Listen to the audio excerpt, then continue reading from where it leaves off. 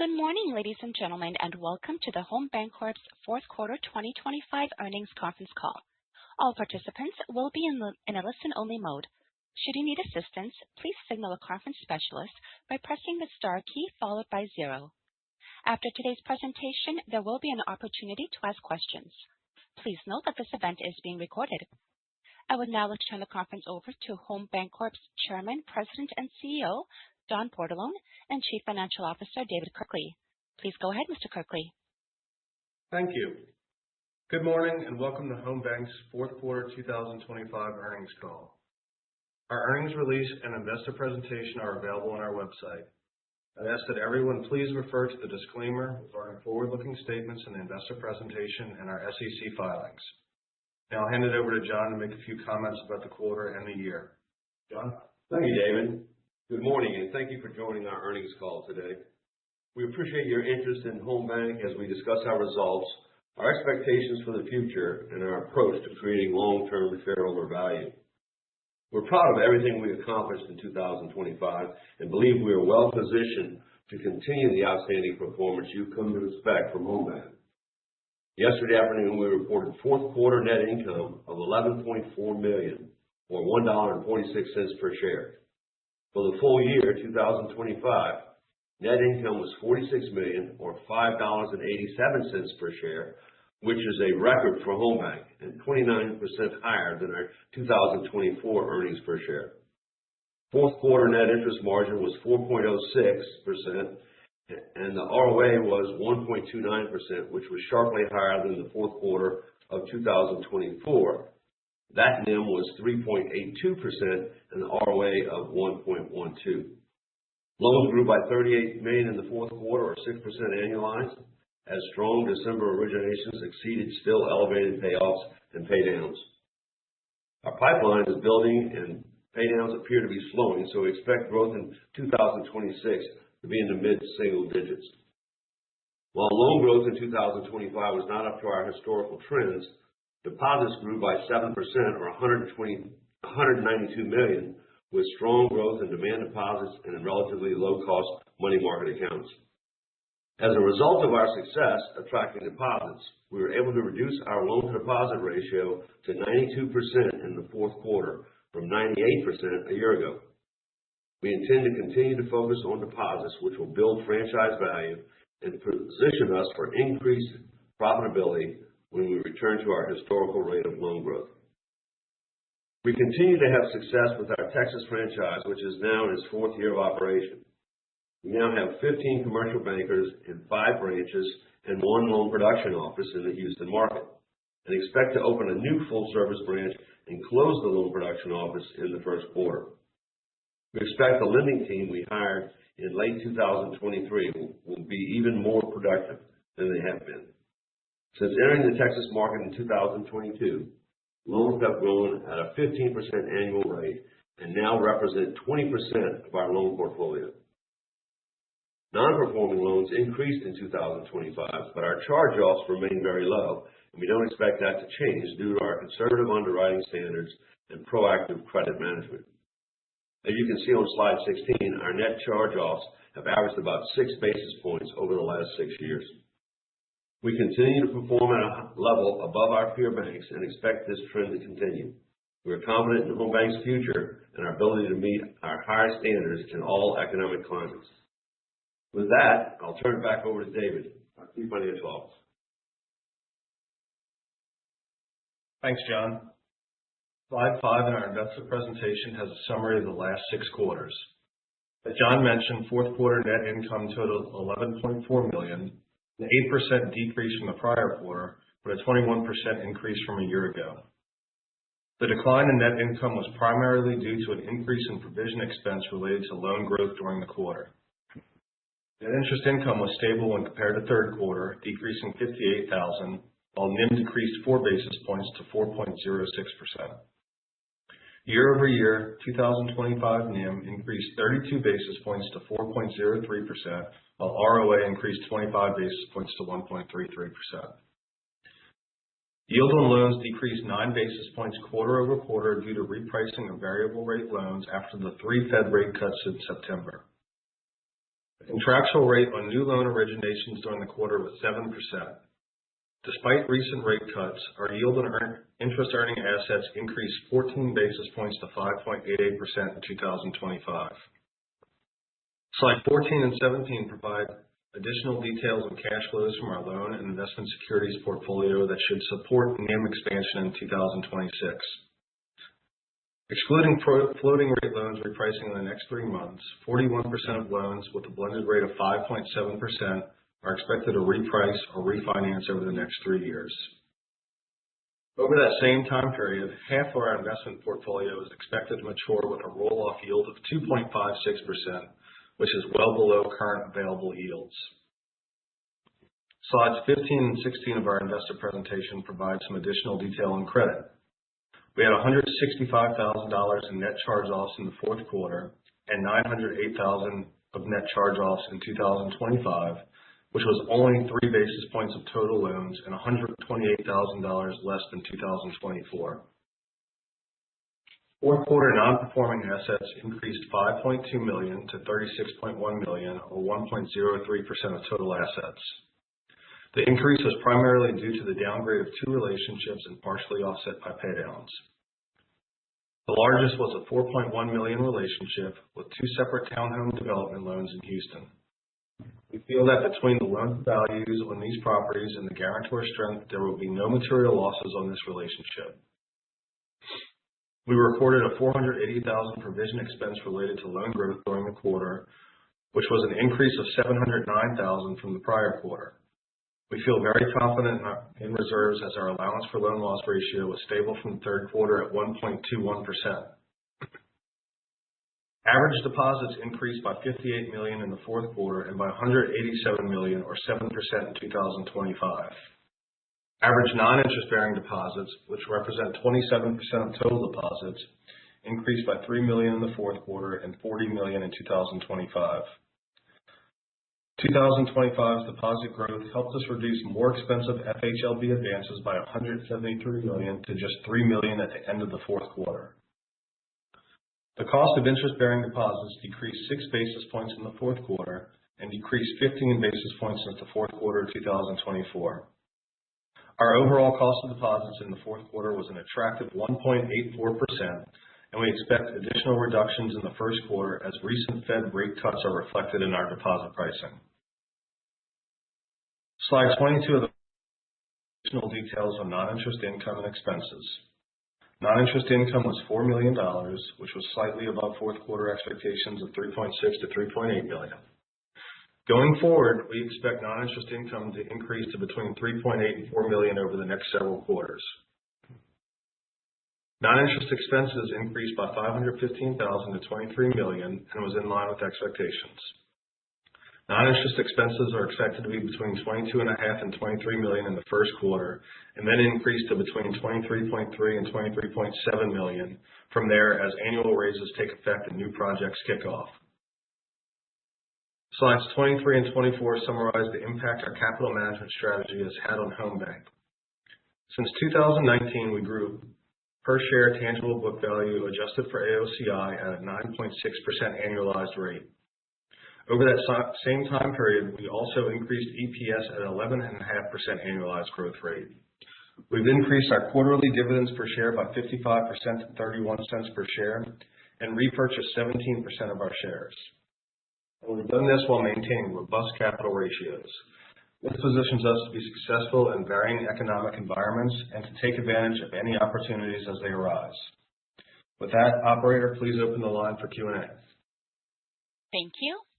We will now begin the question and answer session. To ask a question, you may press star, then 1 on your touchtone phone. If you are using a speakerphone, please pick up your handset before pressing the keys. To withdraw your question, please press star, then 2. At this time, we will pause momentarily to assemble the roster. The first question comes from Feddie Strickland at Hovde Group. Please go ahead. Hey, good morning, John and David. Good morning, Feddie. Just wanted to start on the credit side. You know, I hear you on the limited loss history here. and the fact that, charge-offs really haven't been that high the last couple of quarters or for a while here. But when do you think we might see a shift in the trajectory of the classified and NPAs as you work through some of these credits? Yeah, it's disheartening a little bit that sometimes it takes a little bit longer, especially those credits in Louisiana and Mississippi. Texas credits typically move a little bit faster. Finding a foreclosure date there is usually about 60 days or less. So we are working through a lot of these. A couple of the newer ones we had were not on our radar, and then they just kind of popped up a little bit. So we do believe that the two subdivision properties in Texas, we should be getting back out of foreclosure, or they should be sold by February 3rd. We think there's a lot of equity still in that property, very good locations.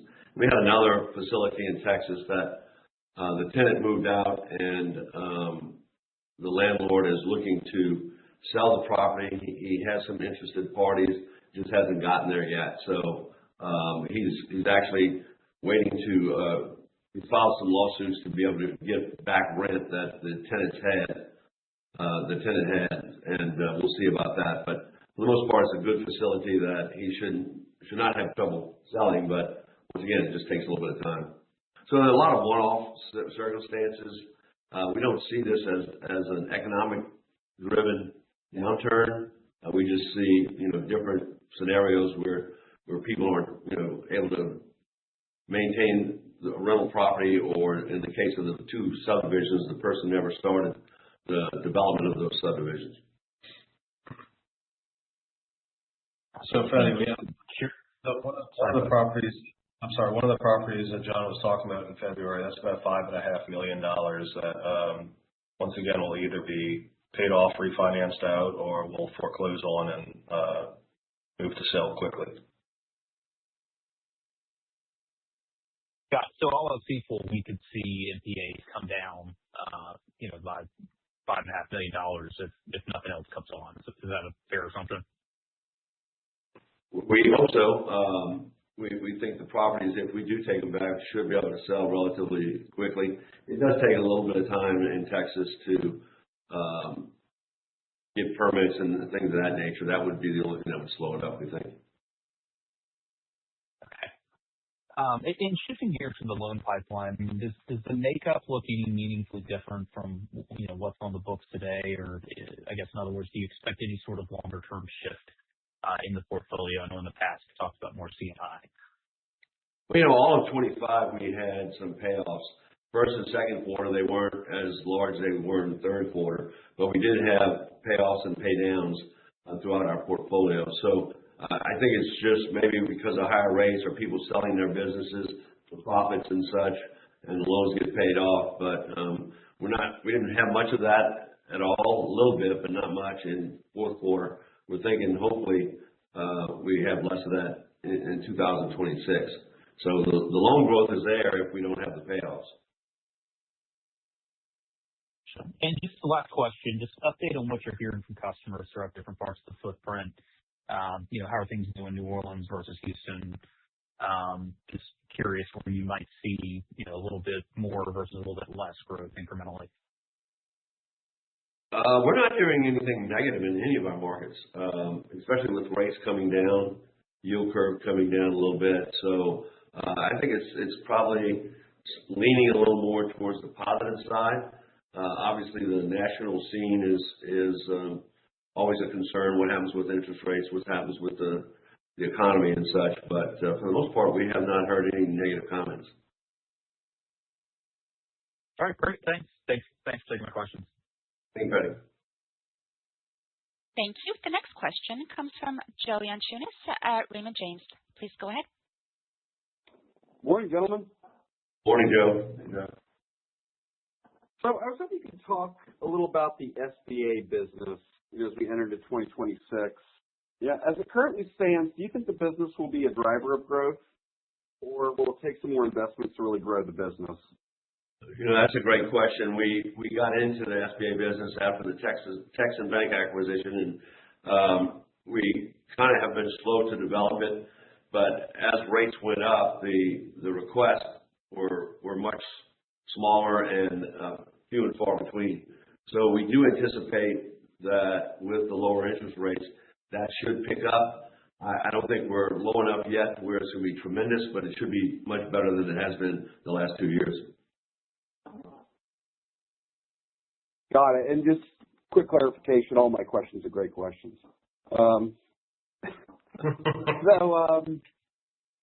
Capital levels continue to build. You throttle down, the buyback, with current levels where the stock price is. Would you characterize M&A as one of the top capital deployment priorities? And if that's the case, can you talk about how the pace of conversations changed in recent months? Well, a couple of important factors, I think. David and I have been speaking to people, opportunities that have been out there for the last 3 years. Of course, with the high interest rates and some of the balance sheets being a little upside down, it was not very attractive. The other important component there was we did not have a commodity that we felt we could use, so we looked at smaller deals that we could pay cash for.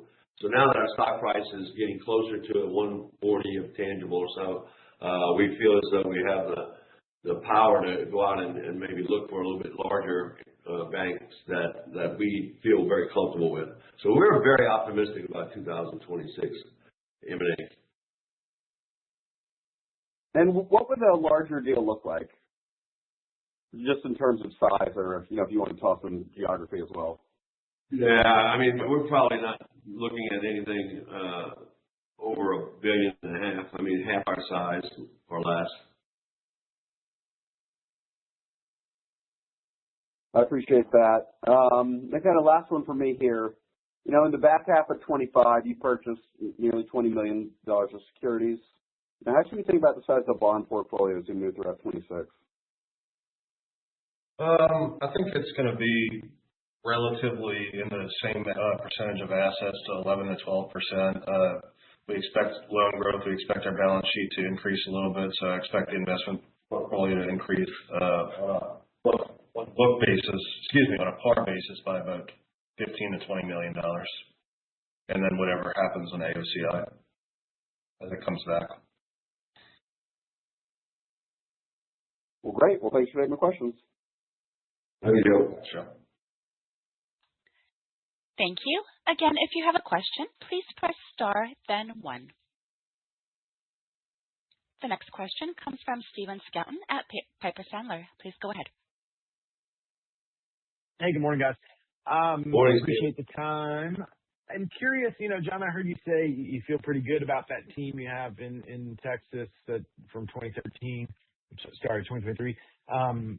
Do you feel like there's opportunities with all the M&A we've seen in that environment to continue to add to that team, or is there kind of plenty of capacity there now to grow at the pace you want to grow? Well, we never lost anybody in the Texan acquisition, and we added about 3 other people to that, and then we did a pullout 2 years ago, I guess it is now, of a 3-person team, actually a 4-person team, but three relationship managers. So that's where we're building a new branch in Northwest Houston, and that's going to give them full branch capabilities. It's been very difficult as a loan production office for the last 2 years for them to grow as much, especially on the deposit side. So we're very excited about that team and hope to continue to grow in that market. Absolutely. Okay. Got it. And then when you think about kind of overall loan growth capacity for the franchise as we look at 26, is mid-single digits the right way to think about it, or do you have aspirations for more given what you're seeing in the Houston MSA? I think the only thing that's going to push it past mid-single digits is potentially lower interest rates. That may spur the economy a little bit more. I don't know that we're going to see that till maybe mid-year or second half of the year. It's anybody's guess, right, where interest rates go, but it looks like the long end is staying up a little bit, so potentially it may be better in the second half of the year than the first half of the year. But I still think, based upon the pipeline that we had in fourth quarter, I think first half of the year is still going to be mid-single digits. Okay, great. And then just maybe last thing for me, kind of thinking about the trajectory of the NIM. David, I heard you obviously say you think there's some expansion opportunities there. I guess kind of 2 parts of that. What do you think the the scale of that potential upside could be? And then two, can you kind of help me reconcile, obviously on page, was that 21 of your presentation, what would show is kind of a liability sensitive, like an asset sensitive appearance in the balance sheet versus what we've kind of seen in practice and kind of how I think about your balance sheet and the upside from lower rates? Yeah. So we had 3 rate cuts since mid-September, and so that impacts the loan portfolio immediately, and you saw that as a 9 basis point decline in loan yields. We have a very short deposit portfolio, but it does take a couple months to realize the impact of rate cuts through CD repricing. Our NIM in December was 4.08, and that's due to seeing our deposit cuts actually playing out on the income statement, and you're going to see more of that come through in Q1 as a lot of the CDs are repricing. So we took the impact of the rate cuts, and that reduced our loan portfolio by 9 basis points. We've been originating in the 7% range, and we have roll-off yields, a pretty healthy roll-off yield. So in the base case scenario, we see NIM ticking back up to 4.15% throughout the year. So that's answers one of your questions, I believe. As far as rate sensitivity goes, change in net interest income, you got to remember that this projection is based off of the next 12 months. It's not saying, oh, my NIM was 4.05 and then down 100 basis points, I'm going to lose 4.1% of my NIM. It's my NIM is projected to increase in the base case to 4.1, 4.15 in the base case, not from the 406 we just reported. It's a 4.1% or a live asset sensitive bank from that base case. And so even if we go down 100 basis points in yields, we still think that our NIM is going to be relatively stable to what we just reported. I think the biggest headwinds we have right now in regards to NIM are some outliers on the deposit side, throwing some really high CD rates out there. So we're having to compete a little bit for that. That hasn't been the issue. Pretty much a lot of banks were all in the same general vicinity rate-wise, but there are some outliers in the 4.25 range. Yeah, got it. But generally, I guess this is kind of a shock scenario, but it sounds like you have a lag that's actually beneficial as those CDs reprice over time from each subsequent cut. So theoretically, could impact the NIM negatively, for the first 30 days, but then probably, there's some strength after the fact as deposits reprice. Is that maybe the best way to think about it? Yes, that is, yes. But I'm glad John did bring that up. We are seeing a much wider range of deposit pricing in some of our markets than we had over the last, I guess, probably year and a half with the spread between the high and the average. Yeah, makes sense. People seeing loans out there that they want to fund up. So yeah, I would imagine it all gets a little bit more competitive. But to your point, hopefully that means we got better economic strength. So we shall see. I appreciate all the color, guys. Absolutely. Thank you. Thank you. This concludes our question and answer session. I would like to turn the conference back over to John for any closing remarks. Thank you. Once again, thank you all for joining us today. And we look forward to speaking to many of you in the coming days and weeks. And thank you for your interest in Home Bancorp. Have a great day. The conference has now concluded. Thank you for attending today's presentation. You may now disconnect.